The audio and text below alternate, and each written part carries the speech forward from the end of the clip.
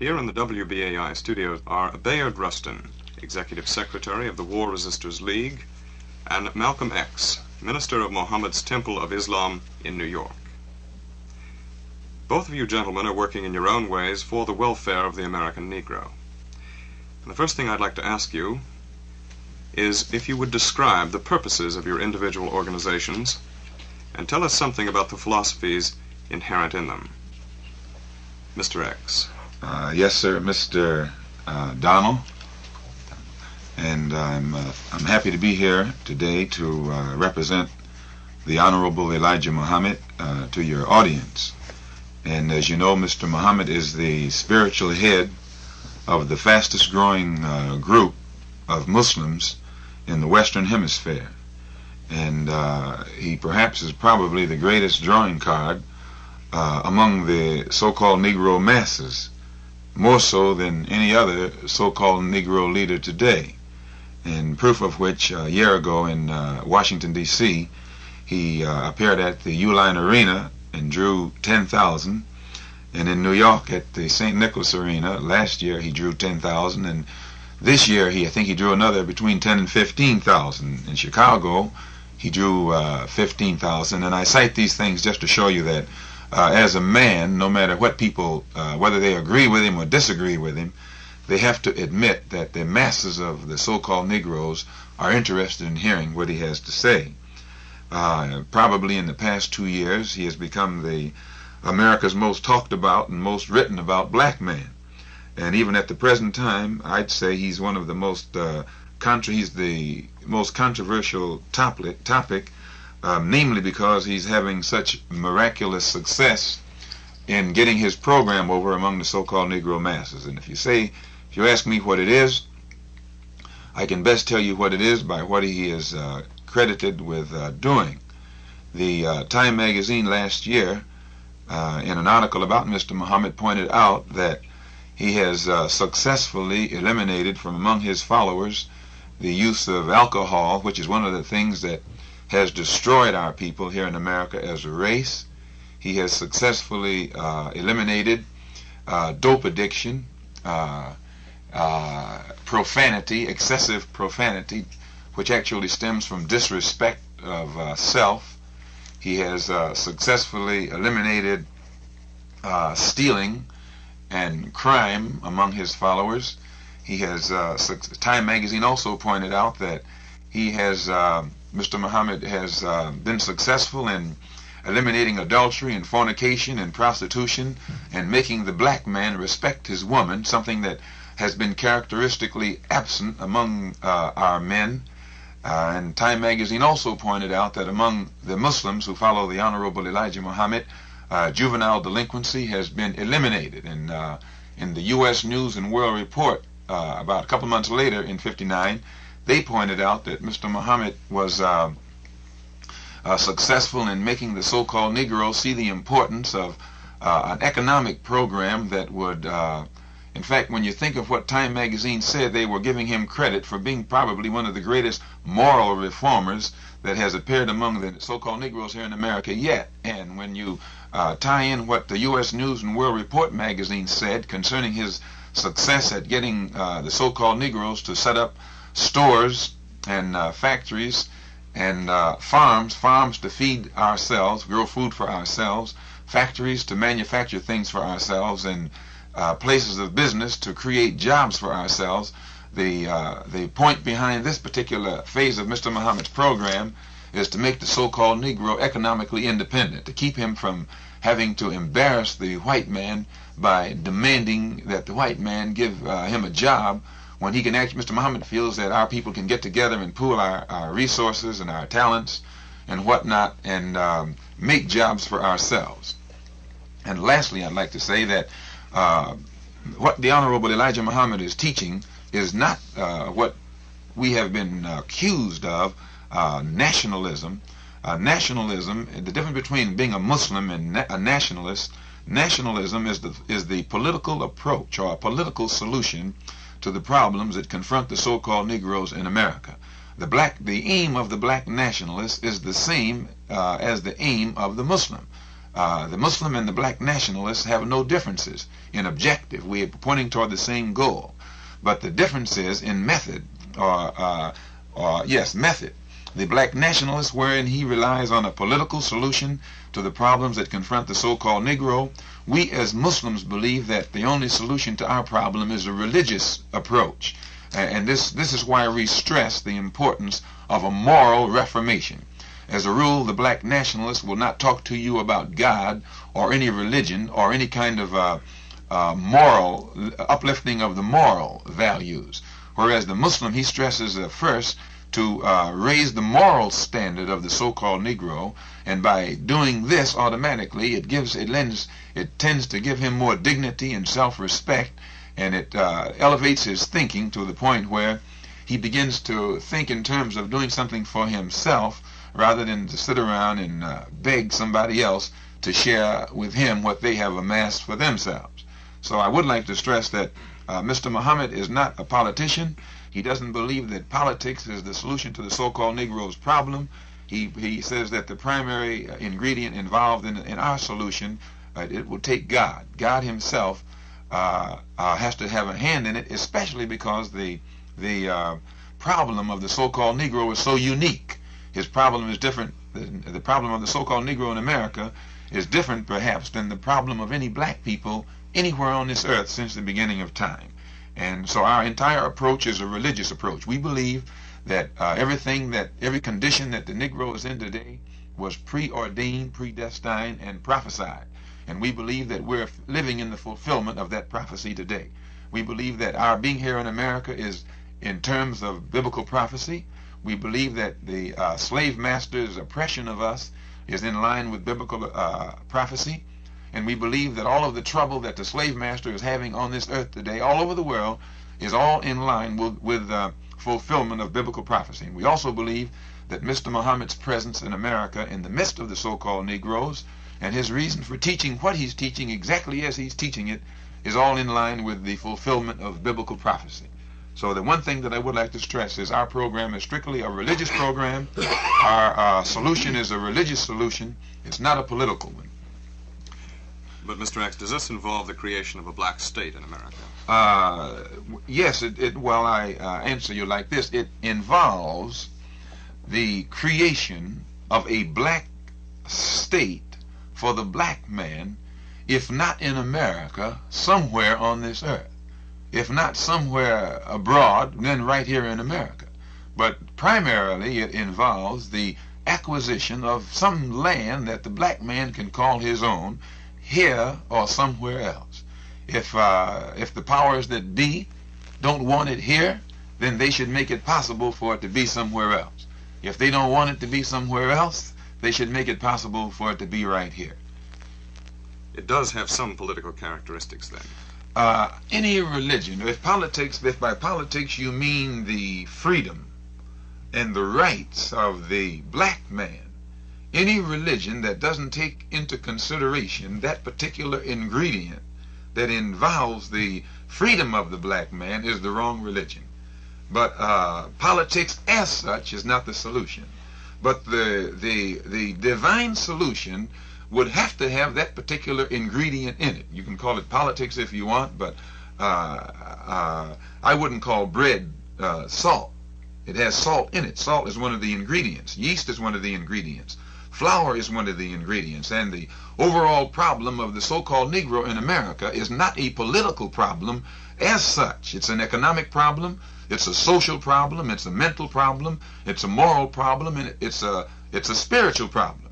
So we need a solution that doesn't deal with politics alone. What good does it do a man to be politically free and at the same time be economically dependent upon the man who gave him the so-called political independence? Why, he's still a slave. So we feel that since all of these ingredients are involved, only God himself can give a solution that will solve the whole thing. And this is the solution that we feel the Honorable Elijah Muhammad is teaching among the so-called Negroes here in America. Mr. Rustin, could we hear from you? I am very happy to be here, and particularly anxious that Malcolm X and I should clarify some of these questions which he has brought up in my mind. I would like to state very simply what it is that I believe and feel. I believe that the great majority of the Negro people, the black people in this country, are not seeking anything from anyone. They are seeking to become full-fledged citizens. Their ancestors have toiled in this country and contributed greatly to it. The United States belongs to no particular people because of race, color, or creed. People have come from many parts of the world to construct it. And it is my view that the great majority of Negroes take as their key word, and the great number of Negro leaders, the term integrate, which means that rightly or wrongly they choose to become an integral part of the United States.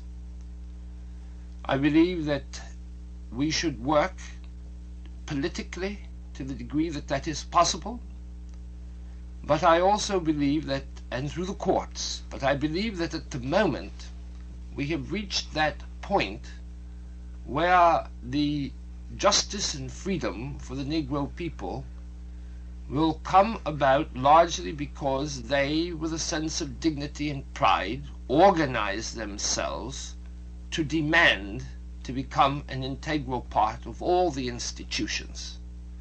And thus such things as the Montgomery protest, the student sit-in movement, and the effort which some of us are now making in regard to elections, where we do not honestly feel that either of the major political parties can solve the problem as they are now constructed.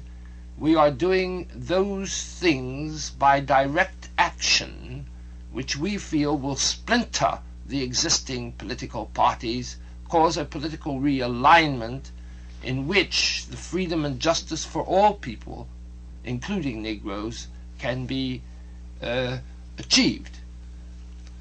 Now, this is not a unique position, and certainly, while a controversial one, not so controversial as that which Malcolm X puts before us. And I should like, therefore, to ask him this question. It would seem to me that the logic of your position really is to say to Negroes, or black people in this country, we ought to migrate and set up somewhere in Africa a state in which men are free to follow a particular religious ideal, because it seems to me ultimately this is where you have to come out. I don't see how this escapes as being the logic of your position. You say that perhaps a state will be set up here, but on the other hand your attitude is if you're not wanted, then you don't want to be where you're not wanted. So why isn't the logic of your position to go to the heart of the matter and take the Garvey position and urge Negroes to return to Africa? Well, Mr. Rustin, number one, when you speak of us striving here to become full-fledged citizens, or as they say, first-class citizens, number one, most of the Negro leaders, or so-called Negro leaders, they have gotten the Negro masses to think in terms of second-class citizenship, which there is no such thing. We who follow the Honorable Elijah Muhammad look upon a man as either a citizen or he's not a citizen. He's not a citizen by degrees. He's a citizen or he's not a citizen. And as long as the black man in America is not recognized as a first-class citizen, we don't feel that we are citizens at all. No other people in America are placed in a second-class citizenship category. People can come here from Hungary, which is a communist country, and be incorporated or integrated into the American way of life overnight. They don't have to come in as third class, second class, or some other kind of class citizen. The only man that's placed in this category is this so-called Negro who has sat around and begged the white man to accept him as an integral part of his particular political setup and whatnot. Now, we feel that if after 100 years since Lincoln issued the so-called Emancipation Proclamation, if the black man here is still not recognized as a first-class citizen, which means free, then we don't feel that what Lincoln did actually set the so-called Negro free in the first place. Not freedom in its full sense of the word. An example, if you have a unique problem in that if the black man in Nigeria, for instance, strives against his oppressor to gain his freedom, once he gains that freedom, the oppressor leaves. But the black man in Nigeria is already at home. He has his own country.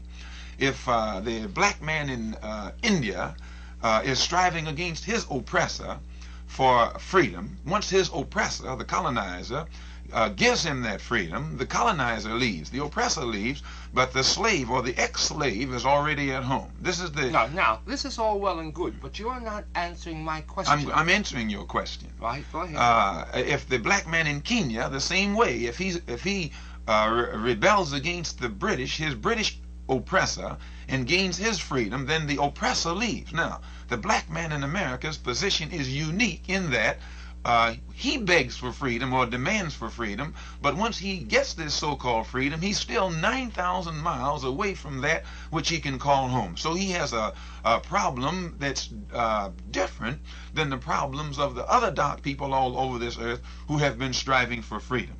And where over there they can use the passive approach, which is sit down or sit in or rebel in that way. When you have in India, like Gandhi, where they had 300 or 400 million black people striving against a couple 100,000 white oppressors, then passiveness worked, because all they had to do is stop, sit down. It's like an elephant sitting on a mouse or something. But here they are the majority and the oppressor is the minority. Here in America, you got the black man is the minority. And when you call yourself sitting down on the white man, all he has to do is let you sit. He can get someone else to run his factory or whatever else he wants to do. But to sit there and use this so-called passive approach, we don't think it will work, because we don't find any parallel. We don't find, for instance, anyone being encouraged to seek freedom in a passive way other than the so-called Negro here in America. Many of the whites who pose as liberals and act as advisors for Negroes tell them that be passive, be peaceful, turn the other cheek. But these same whites who encourage the so-called Negro to use the passive approach have never advocated a passive approach to throw off the yoke of bondage to any white groups of people who are in bondage. When they speak of the whites in Eastern Europe who are under the yoke, the Russian yoke, they don't tell them to be passive in their resistance. They feed them ammunition. They feed them guns. They make heroes out of the freedom fighters from Hungary. They make them great heroes. But when it comes to a black man, be he in Asia or Africa or in America, if he becomes militant in his resistance against oppression, then immediately he's classified as a fanatic.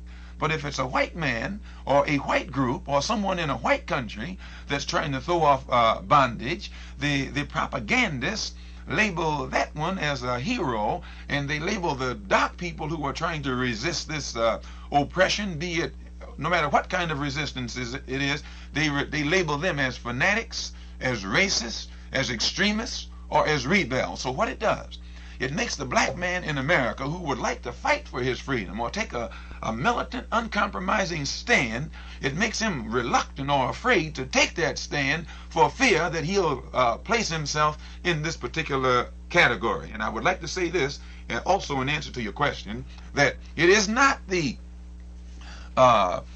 so-called this kind of movement and that kind of movement in America that's causing the white man to give an inch, and that's all he's giving is an inch.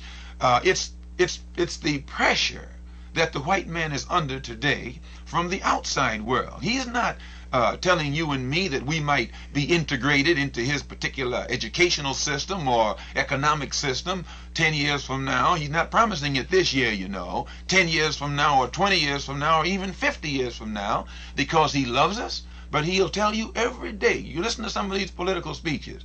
They're catering somewhat to you and me, only because they are in a position where they are forced to try and impress and gain the friendship or the sympathy of the African nations that are getting their independence. The white man today is posing as the leader of the so-called free world.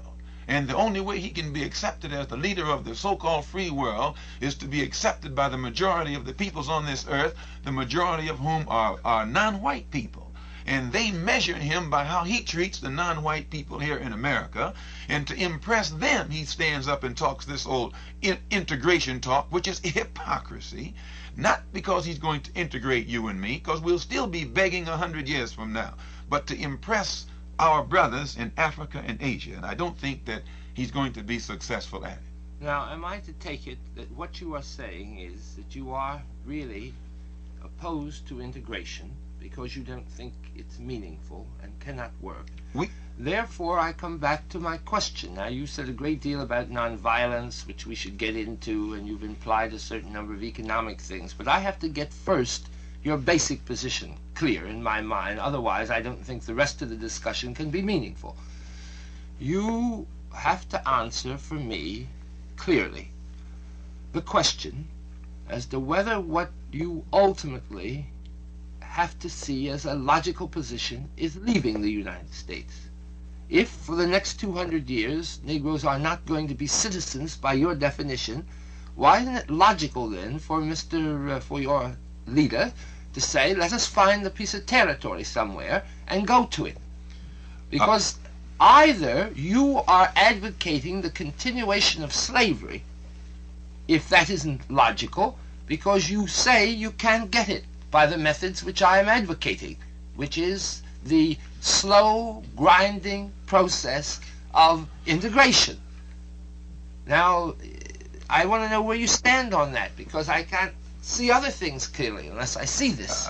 I'll try and make it as clear as I can. If by integration, we believe that integration is hypocrisy. If you were going to use the word brotherhood, that's another thing. We don't believe in integration, but we do believe in brotherhood. Integration... But do you believe brotherhood is possible here? If any time, sir, you have to pass a law that will make the white man accept you into his society, that's not brotherhood, that's hypocrisy.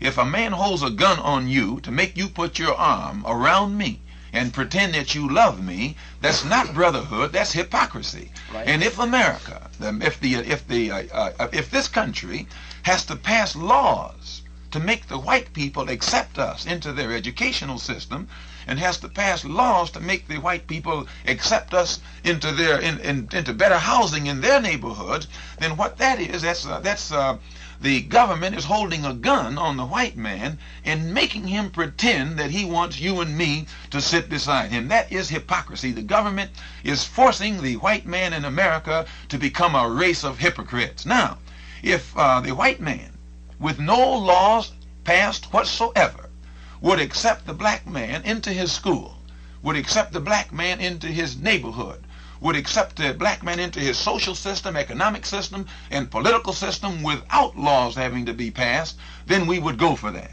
We would say that that's brotherhood, that's voluntarily, and it will work. Do you think that's going to happen? Why, your common sense tells you, sir, that it's not going to happen. Then, if you cannot do this through the constitutional methods of going into courts, of having laws, which I call integration, and if you cannot do it by the spirit which you call brotherhood, then what do you see as the future for black people here, and why should they stay? Sir, the future for the black man in America, as we've been taught by the Honorable Elijah Muhammad, since you can see, and any intelligent person can see, that the white man is just not going to share his wealth with his ex-slave, or share his house with his ex-slave, or share his fields with his ex-slave. if the slave keeps pressing him, sooner or later there has to be a showdown.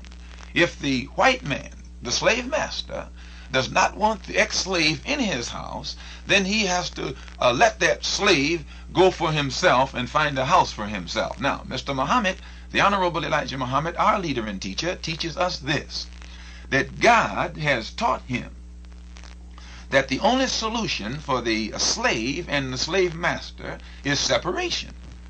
So then you do believe in separation. We absolutely believe in separation. Right. Now, we believe that separation is divine. Right. Now, if there is to be divine separation, are you people being logical? Are you saying then we ought to take over, let us say, an area of the United States which is predominantly Negro and send more and more in until we control it? Or are you being logical by saying let's get outside of here? I think both is logical. It's logical when you find that you can't get along with a man in peace to set up house somewhere else.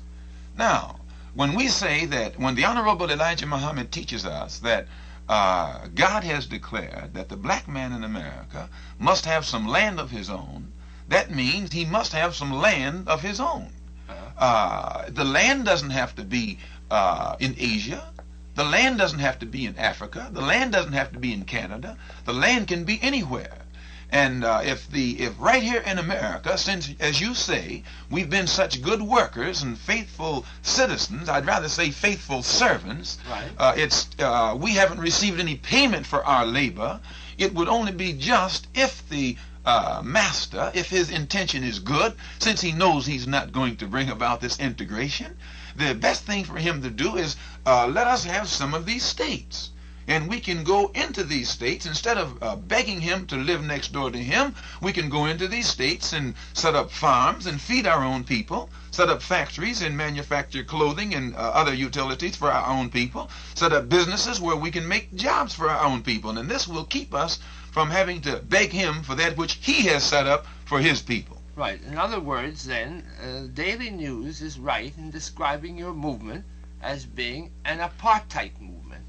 They compared you to South Africa, where they say the whites should be in one place, the Negroes in another. It seems to me that what you're saying is pretty much the same thing. No, sir. We don't feel that the Daily News is qualified to classify us as anything or compare us with any South African philosophy, because, number one, the people in South Africa are some people who left Europe and went into Africa, a continent that is not theirs, and took it over from the black people to whom it belonged, and they are now there advocating white supremacy, which is a false doctrine.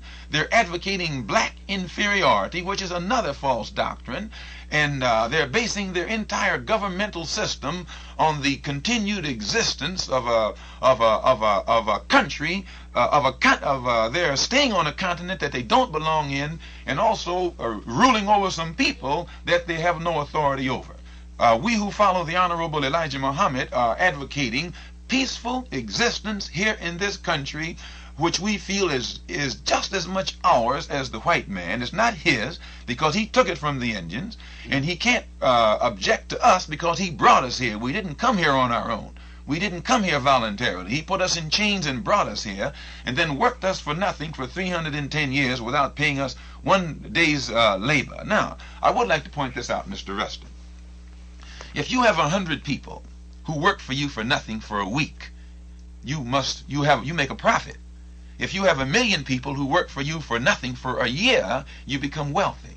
Well, then when you have millions of black people whom you can work for nothing for 310 years, you can easily see why America became the wealthiest and the most powerful country on earth faster than any country in history.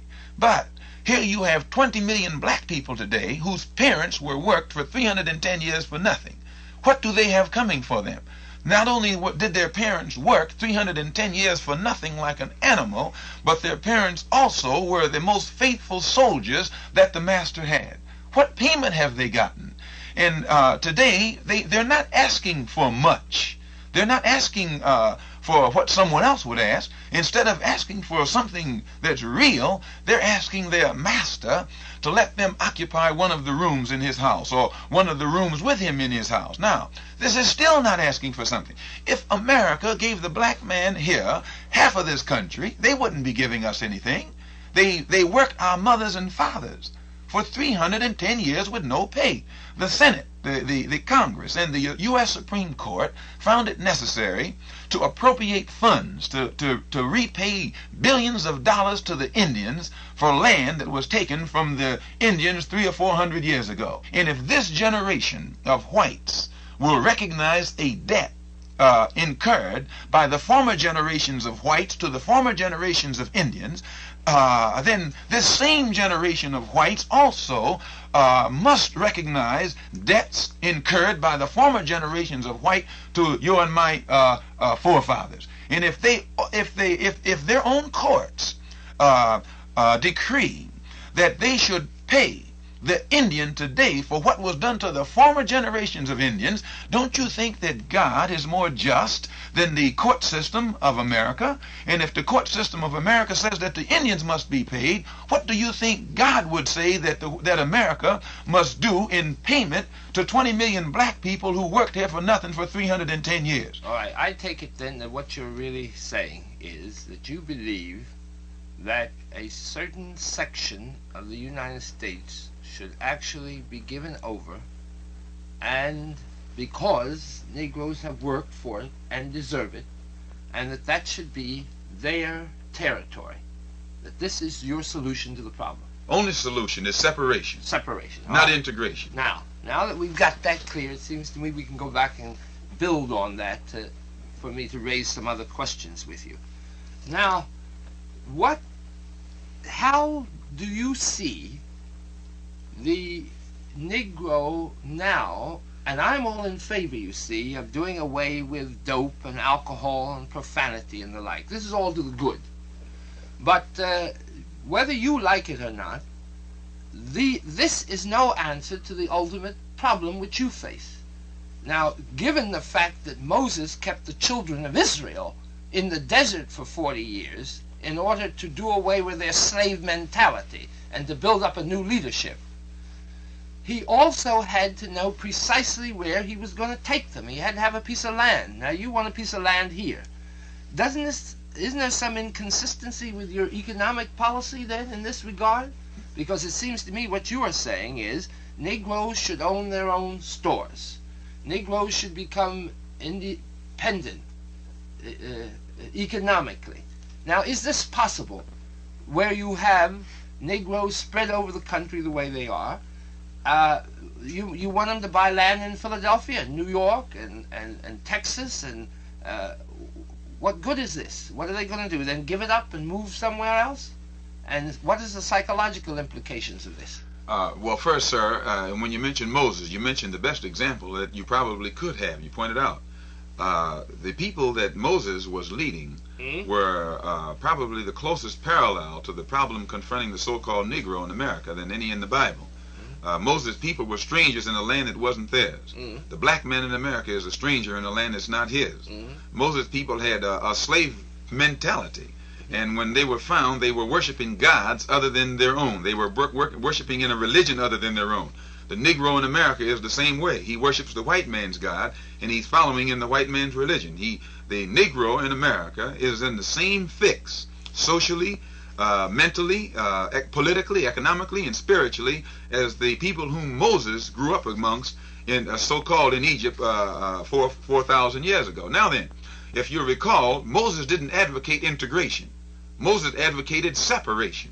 At nowhere in that Bible can you show me where Moses went to his people and said, believe in the same God that your slave master believes in, or seek to integrate yourself with Pharaoh. Moses' one doctrine was separation. He told Pharaoh, God told me to tell you, let my people go. By go, that meant separate. That did not mean to seek integration in the house of bondage. It did not mean to seek the acceptance of the slave master. It did not mean to seek the friendship even of the slave master. It meant that just what Moses said, let my people go. And then he told his people, if you follow me, I will lead you to a land flowing with milk and honey. Moses never pointed out to anyone where that land was. God had instructed Moses up to that point, but Moses never told the people where he was taking them or what they would have to go through in order to get there. He said, follow me, and I'll lead you to a land flowing with milk and honey. And if you go back in that Bible, you'll find out some of them believed in him, but most of them were afraid of their slave master. They didn't believe that they could get along without Pharaoh. They didn't believe anybody could give them a job if Pharaoh didn't. They didn't believe anybody could put clothes on their back if Pharaoh. That's a slave mentality. They didn't believe that they could have an economic system free of pharaohs. That's a slave mentality. And today the same problem confronts the so-called Negro here in America, and the same problem confronts the Honorable Elijah Muhammad. The same opposition that was put in the path of Moses is put in the path of the Honorable Elijah Muhammad today. If you notice, Pharaoh himself never opposed Moses. He always got magicians to oppose Moses. Today you find your modern slave master. You don't find him opposing the Honorable Elijah Muhammad, but he gets so-called Negro politicians and so-called Negro preachers to work a lot of magic in the eyes of the so-called Negro and make the so-called Negro think that the Honorable Elijah Muhammad is a crazy man, just like the magicians tried to make the Hebrews think that Moses was a crazy man. They get magicians to do this work. And the magician is the one who goes to the people and tries to make them think where this man Muhammad is crazy, he's going to get you all out here someplace and get all of you killed. But if you'll recall, and that's why I say I'm so glad that you mentioned that Moses parallel, we feel that the Honorable Elijah Muhammad is the modern Moses. Sometimes they refer to Powell as a modern Moses. I've heard them refer to Reverend Martin Luther King as a modern Moses. But no one can be a modern Moses until they first find out what did the ancient Moses do, and he advocated separation, not integration. He advocated complete separation, not integration, and he didn't advocate passive resistance. He advocated an eye for an eye and a tooth for a tooth. What kind of teaching is it when you tell a slave to pray for those who despitefully use you, and it's the slave master who's despitefully using the slave? Love your enemy, and it's the slave master who's an enemy of the slave. As long as you teach a man that kind of philosophy and he eats it up, he'll remain a slave. Yeah, but you see, I am a great advocate of nonviolence. Now, if you would tell me where it is you're going to lead people, you see, where this land is, I might perhaps say, well, the important thing for me is not to talk about integration or to talk about getting involved in the economic and social and political life in America, because our objective is to get over there. But I don't know where you're going to go, and I don't think you do. Yes, we do. We can take some land right here, sir. How? Right here. It belongs to us. Yeah, but if you argue that these people are not going to permit you to integrate... We're not going to integrate. And if they're not going to be loving enough to accept you, do you think the economic fact is that they're going to give you 10, 12 states that are going to be turned over to Negroes? What states? Mr. Rustin. What states? The predicament that a man is in is what makes the man reach certain decisions, sometimes against his own will. Maybe you don't realize the predicament that America is in today in this world. America probably is in a more precarious position or predicament than any country has been in since time began. I agree with that. You don't have to fight that. Now, what is causing this predicament? It's the race problem. Yes, I agree with that. Who is the primary person involved in this race problem? The so-called Negro. Right. America's #1 problem is the so-called Negro. What must we do? This is what Uncle Sam is saying. What must I do about this Negro problem? And whenever she's attacked, whenever America is attacked on the race problem in America, she's completely without anything to say. She can say nothing. Oh, she can say a lot. What can she say? I tell you exactly what How can she justify the race problem that exists here? She doesn't justify it. What does she do, sir? She says, and don't misunderstand me, I have spent 25 years of my life, I've been in jail 22 times on the racial question. I've been on the chain gang. But I do not say that her answer is a good one, but it is an answer to meet the situation. She says, up until 1954, we did not have integration of schools. And now we have so many students integrated. Just a minute, let me finish. This is what she says. And she says, Negroes were kept out of trade unions, but now they are being integrated into them. Phil Randolph has set up a new movement for a pressure of the Negro masses on the trade union movement, and things are beginning to give there. America can not justify the race question, but vis-a-vis Africa, Russia, and the others, she's in a very good position to point to a considerable amount of progress, which incidentally I don't happen to think is enough. But it is enough to keep the great majority of Negroes in a psychological position where I think you would find it extremely difficult to them to talk about going somewhere else. Now, you talk about Mohammed being able to get 10,000 people. I'm here to tell you that I helped Martin King organize a prayer pilgrimage to Washington in which we got 35,000 people, a youth march in which we got 20,000 people. I simply don't believe that until you have some kind of area where people could go to, that the United States is going to take this seriously. Do you realize if I was a Christian in a Christian country, I wouldn't brag about out of 170 million people getting, and in which there are 20 million black people, I wouldn't think it was any accomplishment to get 17,000 or 30,000 to Washington D.C. for a prayer pilgrimage, when you got the Washington D.C. itself has got umpteen, everybody down there is a Christian now. When the reason I said 10,000, sir, when you get like Billy Graham, if he draws 15,000 Christians out to a Christian rally in a Christian country, and then a man comes along who's a Muslim, which is a religion in direct opposition to Christianity, and he draws out a like number, the accomplishments cannot hardly be compared. Yeah, and, but now may I stop you here for a moment, because I think we've got to clarify something. When you say the followers of Muhammad are Mohammedans, Muslims, not Mohammedan. Well, Muslims. What you are talking about in reality is not a religious following in the terms of what the Muslim would be in India or Pakistan or a Christian in Europe. Because I maintain that the very term Muslim, while in Muhammad's mind it may be a religious concept, it is a psychological and political concept in the minds of the black men in this country who follow it. Most of them do not read the Quran, they read the Bible. Most of them are essentially and culturally Christians. Why, therefore, do they call themselves Muslim? It is because it is a reaction to Christianity, where in fact they to a large extent still practice it, but don't want to use the term because they don't want to use the same religious terminology that their masters use. Mr. Rustin, I'm surprised at you. Well, this is a fact. I'm not talking about your leadership. No, I'm sir, talking about the mass of your followers. I'm surprised at you. I mean, sir, in this instance, if you were to go to China and find Muslims, or go to India and find Muslims, or go to Sudan and find Muslims, their thinking is different. All of them are Muslims. If you go to the mosque in Khartoum, you will hear the prayers. But after the prayer, the one who calls the prayer or delivers the sermon will deliver a sermon that's unique and will catch the interest of the people in the Sudan. Yeah, well, how many mosques do you have in Harlem? Just a moment, sir. But a man who is delivering a sermon in the Sudan, he wouldn't deliver that same sermon in China, because the sermon is delivered to fit the problems of the people in whose country that sermon is given. And it's the same way here in America.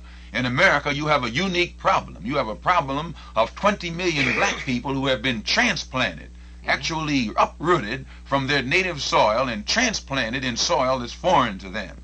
And after being cut off from their culture for 400 years, when you come to them today with Islam, you are giving them back that which they were taken from 400 years ago. No, I simply can't agree with this. Historically, most of the Negroes who came from Africa, black people, actually came from the west coast of Africa.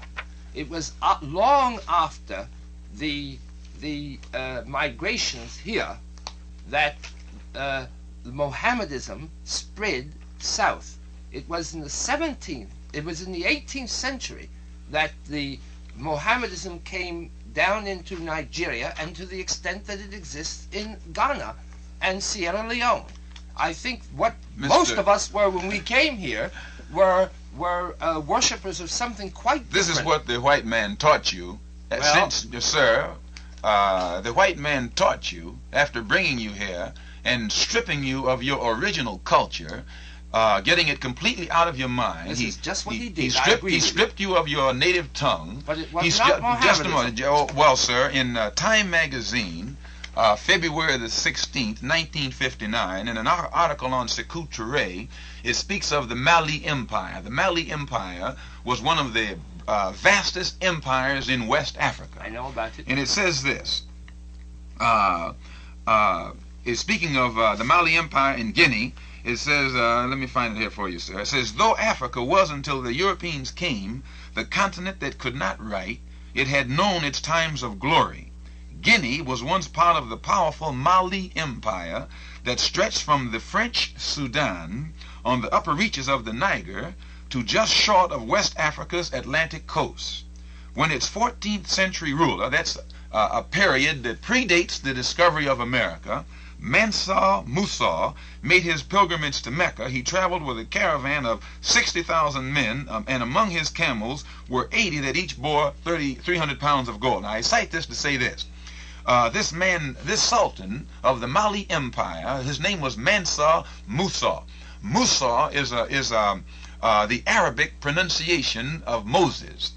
He was a Muslim. He was making the pilgrimage to Mecca. Now this was the entire Mali Empire. Timbuktu was the capital. Timbuktu was the center of learning. This shows the Muslim influence in that advanced area of West Africa before the discovery of America.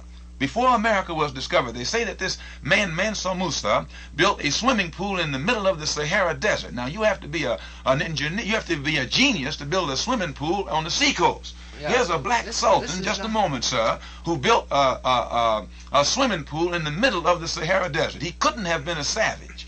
If he was that far advanced in engineering to build a swimming pool in the middle of the desert, something the white man can't hardly do today, you can't say that the man's culture was a savage culture. Look, don't beat a dead horse. I am not for a moment trying to say that there was not vast culture in West Africa. You said that it wasn't Islam. Just a moment. I said that the Islam spread from Timbuktu to the west coast of Africa. Timbuktu is on the west coast of Africa. Well, it's up in, my dear friend. I'm talking about the area from. Yeah, I know what Timbuktu is on the west coast of Africa. And this is the area here that most of the slaves came from, and not Timbuktu. Sir, this is Guinea down here. Guinea is a Muslim area, and was a Muslim area in that day. I would like to point out one more thing that that same article says. It will not be easy for Africa to be completely itself. It will not be easy. Let's see. In 4 short months, Guinea has apparently learned that independence is a relative thing. It will not be easy for Africa to be completely itself, for no other continent has been so swept by foreign influence. Islam stretches not only across its top, but deep into the south, as far as the lower reaches of the Belgian Congo. Northern Nigeria is as rigidly Muslim as Saudi Arabia, and political meetings in Guinea come to a halt at sunset when everyone troops out, chucks his shoes, and bows toward Mecca. Now, let me tell you, my friend, just so we get this historically clear, in one illustration. All over the west of Africa, you find the finest art objects out of which Picasso and others developed Cubism and modern art. That came from the carving all over West Africa during the 17th and 18th century of figures with faces, hands. If Mohammedanism had really spread, we could not have had those artistic figures, because, as you ought to know, the Mohammedans are not permitted to create figures in their art objects. Sir, I think... And it was the spread of Mohammedanism later which was in part due to the destruction of these art objects. Now, this is an historical fact, and I think we ought to get on. No, because sir, there's one more point that I think it should be cleared up. When you spoke of the Muslims who follow the Honorable Elijah Muhammad as not being real Muslims as such, but just using that label to camouflage their continued Christian practices. I didn't say camouflage. I said that it was a reaction against. I think camouflage is not quite what I mean. Yes, in the New York Times Sunday, in an article called "Islam is Advancing in West Africa," it says Christians are worried by gains. Lagos, Nigeria. Christian missionaries say they are worried about the advance of Islam in West Africa. As well they ought to be, because it's spreading very rapidly. They include Bishop of Lagos, a Nigerian and a Roman Catholic churchman who has been in West Africa for many years. The Catholic cleric said, quote, "Christianity here is skin deep only. Some Africans we baptize now go to the mosque and observe Ramadan, the Muslim month of purification." End quote. A British official of 11 years' service in Nigeria suggested that Christianity was felt to be the white man's religion and was rejected as contrary to the African personality. One more paragraph now.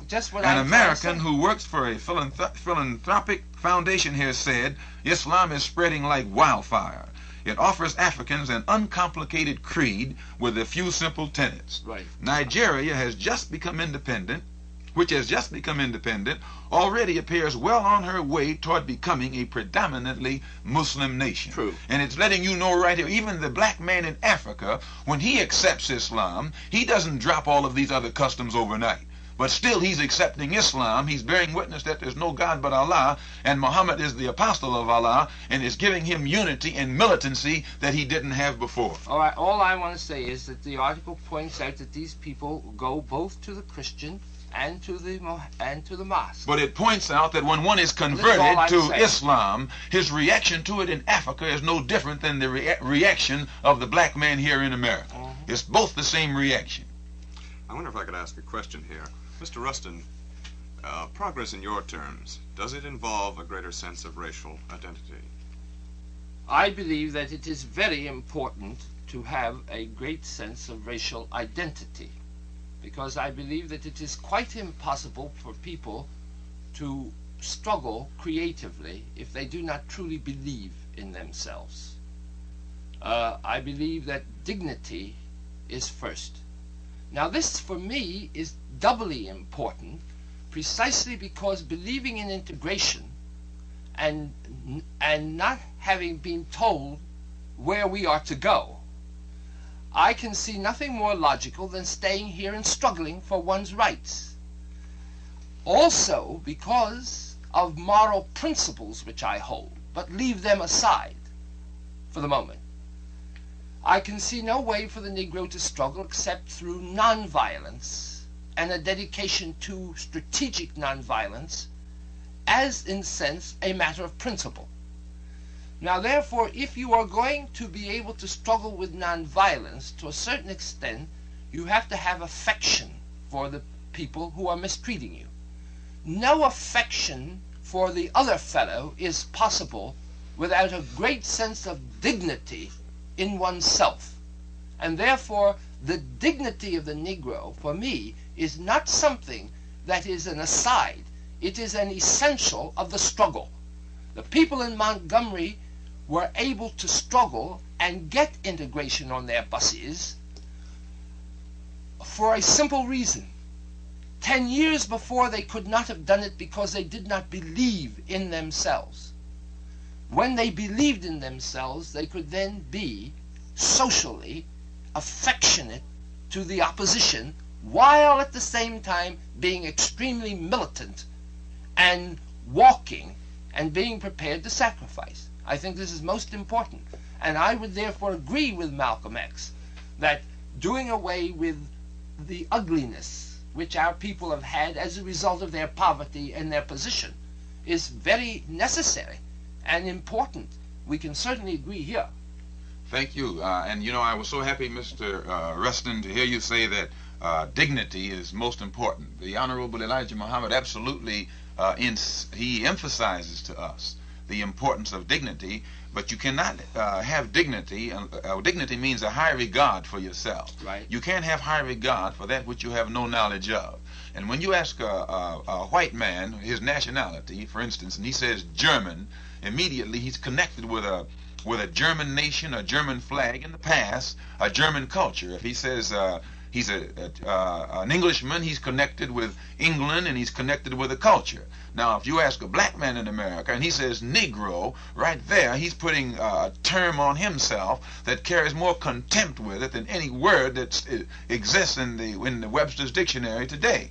Now, the Honorable Elijah Muhammad teaches us that the black man in America is not looked down upon because he's black. He's looked down upon because he's called a Negro. A black man can come here from Africa. He's not a Negro. He's an African. He has a culture. A black man from Africa can put on his long flowing robes and have his head ramped up and walk around in Alabama or Mississippi and not run into the same abuses and barriers and pitfalls that you and I would run into here in America, dressed like a white man, speaking like a white man, with the religion of the white man, and with the false conception of history that the white man has brainwashed us with, and at the same time calling ourselves by the white man's name. Now, what Mr. Muhammad says is this: instead of us spending all of our time griping with the white man for the way he has treated us or for what he deprives us of, what we must do is get some dignity, which we cannot have without having a knowledge of ourselves. We must have some kind of cultural knowledge in our background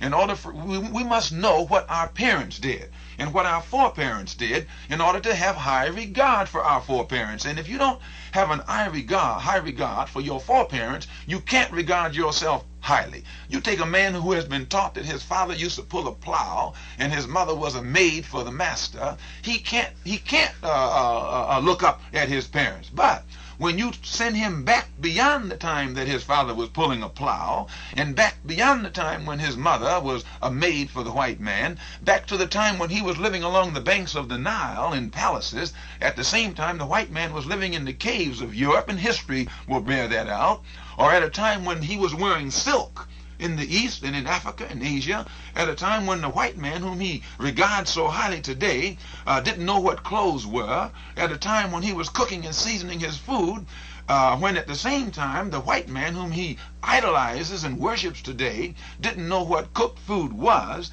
then when you go back then and find out what a great history that the black man had, how his foreparents were the ones who engineered the pyramids, and how that the head or the face on the Sphinx in Africa, which is one of the oldest statues on this earth, is not a European, but it's a black man. He begins to look back there and see that his people were somebody. He begins immediately to throw off this inferior attitude, and he begins to look up at himself. And then he stops abusing himself. He stops getting drunk. He stops trying to escape from the surroundings or the conditions that he's in by turning to dope or alcohol. Well, he look, begins to I toss agree aside with these this. abuses. I agree thoroughly. And I am at the present time doing some work on the Ga Empire. Precisely because I think this is important. It's very important. But now let me ask you another question, because I want to clarify your position on the Jewish question. Where does your group come out on this question? Because I only tell you what I don't want to tell you what I've heard. I want Tell to see me anything you've heard and I'll clarify it. Well, I have been given to understand that your position is, particularly in Harlem, that the Jews dominate, that one of the reasons that the Negro is so depressed is that the Jews are exploiting him, and that the Jews are attempting to exploit the Arab world and stir up difficulties in the Middle East. Now, I'd like to know whether this is a misunderstanding I have. I should say that we only have a few minutes more. Yes, sir. If you, sir, will read what the Honorable Elijah Muhammad has written, and he has written much, I don't think you can find an article where he has ever pointed out the Jew as an exploiter of the black man. He speaks of the exploiter, period. He doesn't break it down in terms of a Frenchman or an Englishman or a Jew or a German. He speaks of the exploiter. And sometimes the man who is the most guilty of exploitation will think that you're pointing the finger at him and put out the propaganda that you're anti-this or that you're anti-that. We make no distinction between exploitation and exploiter.